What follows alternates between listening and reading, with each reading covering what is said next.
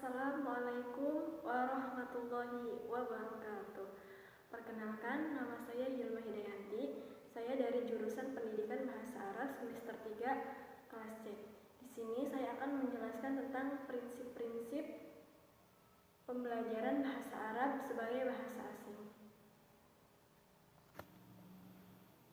Yang pertama, prinsip teoritis.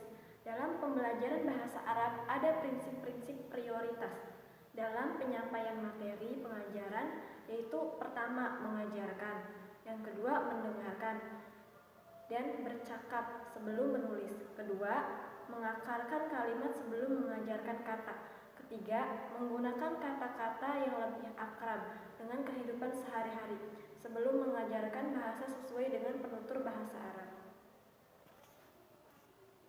Cabang prinsip teoritis.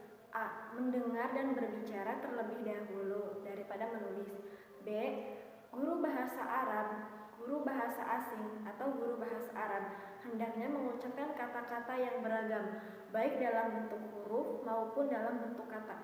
Sementara peserta didiknya menirukannya di dalam hati secara kolektif. Yang C.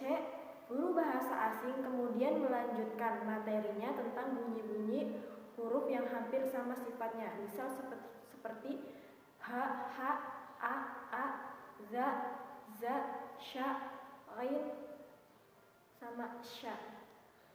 D.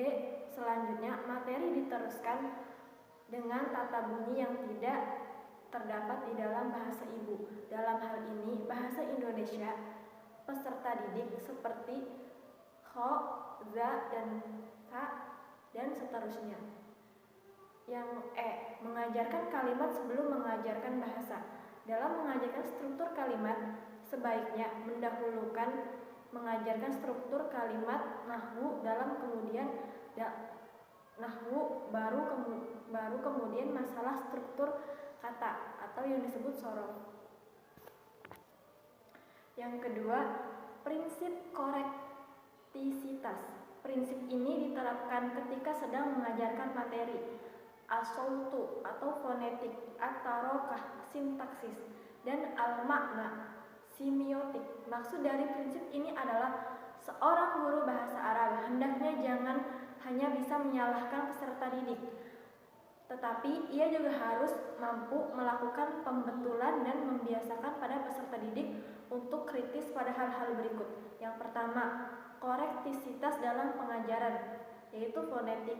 Yang kedua, korektisitas dalam pengajaran, yaitu sintaksis.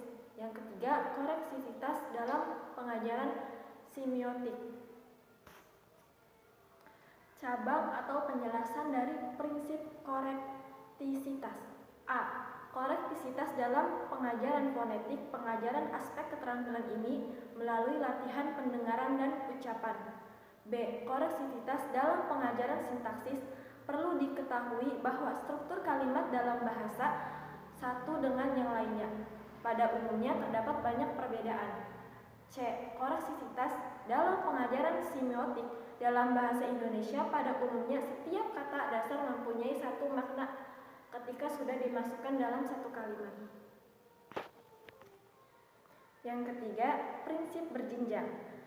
Jika dilihat dari sifatnya, ada 3 kategori prinsip berjenjang, yaitu yang pertama, pergeseran dari yang konkret ke abstrak, dari yang global ke yang detail, dari yang sudah diketahui sampai yang belum diketahui. Kedua, ada kesinambungan antara apa yang telah diberikan sebelumnya dengan apa yang akan ia ajarkan selanjutnya. Ketiga, ada peningkatan bobot pengajaran terdahulu dengan yang selanjutnya, baik jumlah jam maupun materinya.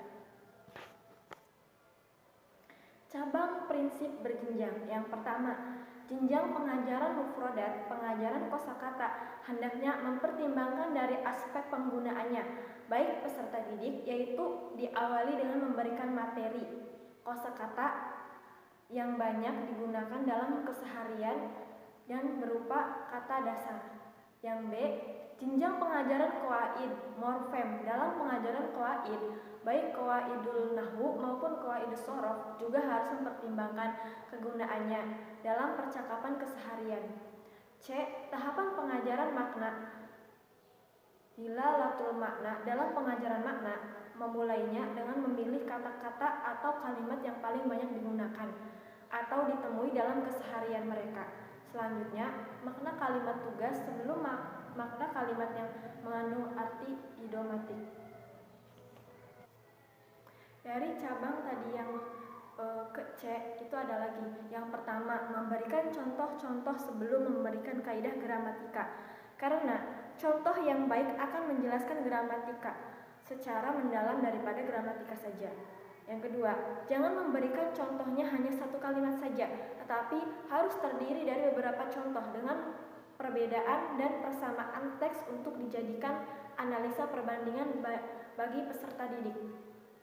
Yang ketiga, mulailah contoh-contoh dengan sesuatu yang ada di dalam ruangan kelas atau media yang telah digunakannya. Yang keempat, mulailah menggunakan kata kerja yang bisa secara langsung dengan menggunakan gerakan anggota tubuh. Yang kelima, ketika mengajarkan kata sifat, hendaknya menyebutkan kata-kata yang paling banyak digunakan untuk lengkap dengan pasangannya. Misalnya, hitam, putih, bundar, persegi. Yang keenam, ketika mengajarkan huruf dan maknanya, sebaiknya dipilih huruf jar yang paling banyak digunakan dan dimasukkan langsung ke dalam kalimat yang paling sederhana. Contoh, jumlah ismiyah. Al-kitaba fil manuk.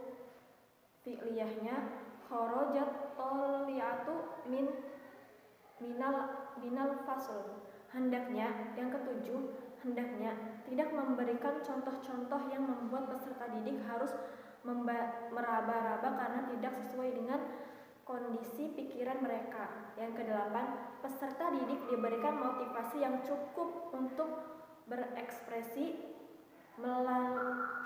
melalui tulisan, lisan, bahkan mungkin ekspresi wajah, agar mereka merasa terlibat langsung dengan proses pengajaran yang berlangsung.